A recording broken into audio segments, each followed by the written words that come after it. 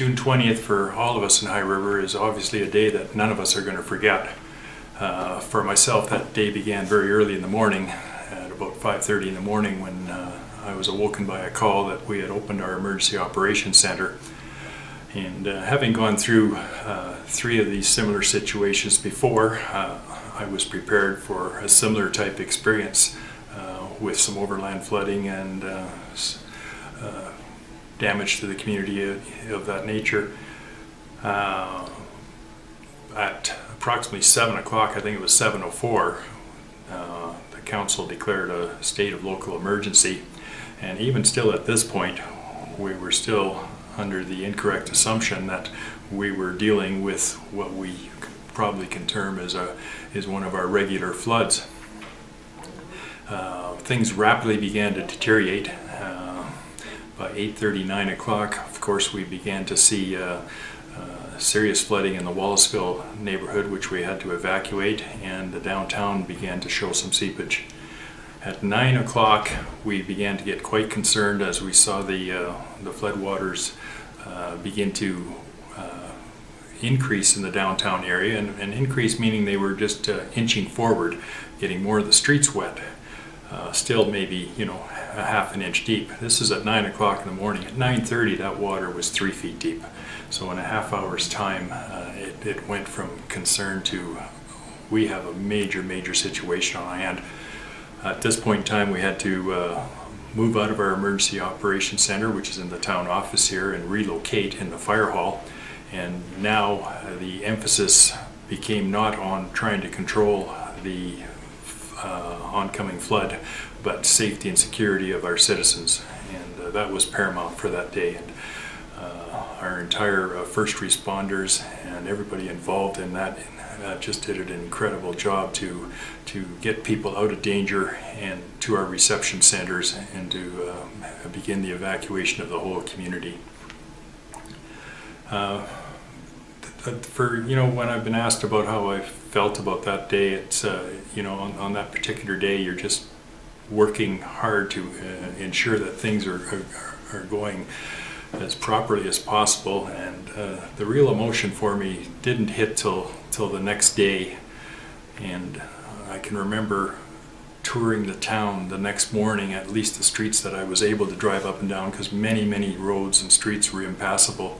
And there are some sites that I think will forever be burned in my memory. Looking at the Wallaceville neighborhood is one area that I can never forget. All the boats from marine craft were strewn throughout that neighborhood, and it was just probably one of the hardest hit little areas in the community. And of course the lake that covered the northeast and southeast portion of our community was extremely hard to look at, and memories of that, I could still see that lake in my mind. And in the southwest, I think looking at all the stranded vehicles that were left behind as people tried to evacuate the community in their vehicles, but because the waters were so high, these vehicles became flooded, and they were just left where they were, and people had to walk out of these vehicles in sometimes waist deep water to reach higher ground. And of course the downtown area was extremely hard hit. And one of my memories of the downtown is particularly the Emerson Lane building, where Austin Jewelers and Bathsheba were, and the windows were blown out of there as well because of the force of the waters that was upon them. Another memory I have is how barren the community was, with the exception of the police presence. At one time we had over 200 plus officers of the RCMP come into the town of High River to provide the security for us that we needed. And I remember driving through the streets where I could, and about the only other vehicle you'd ever see would be another RCMP car. And many times, of course, I was stopped for security reasons and asked who I was and what I was doing, and that is another memory. And of course, every night I evacuated as most of the community had, and For the first week, my wife and I were in Nanton, and the second week we were in Vulcan. But at the end of every night, I'd go home, and in the morning, I'd return to the town as early as possible. And to see the RCMP cars at all the entrances with the lights flashing is an eerie feeling in itself.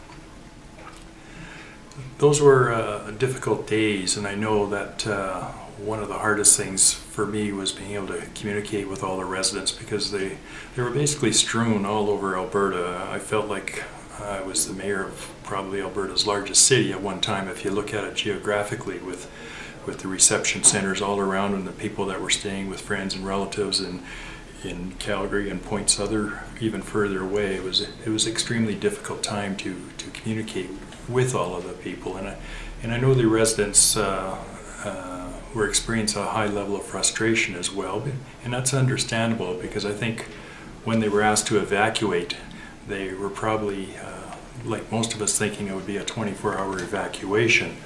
And it's only as we began to understand the enormity of the disaster that we were dealing with that we realized that it was more than a day, it was more than 2 or 3 days. In fact, it was 9 days before we were able to get the first people back into the town of High River.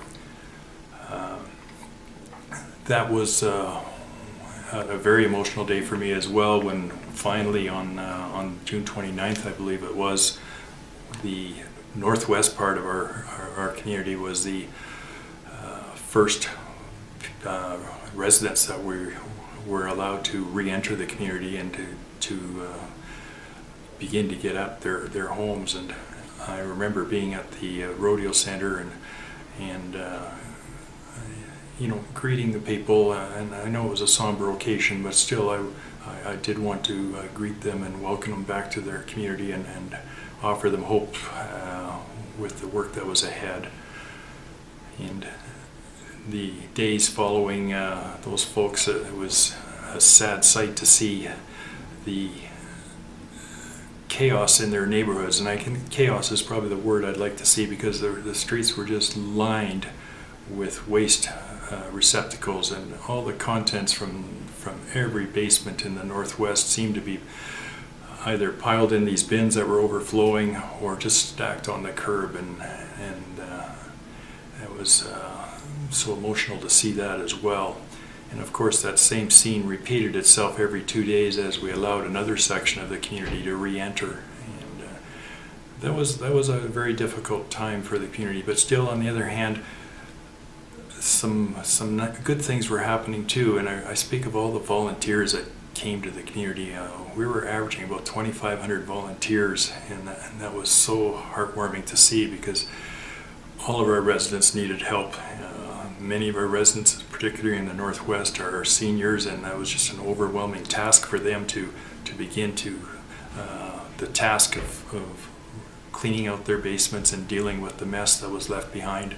And these volunteers were just a godsend to have these folks come in.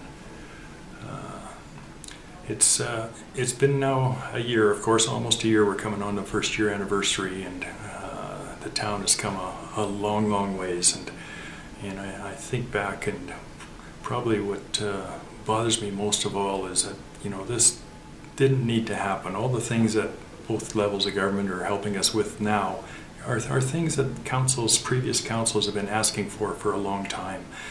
No town needed to go through what we needed to go through, and yet we did, and this town is surviving. We'll be stronger for that, but I think we also need to remember that a lot of people still in the community have been hurt.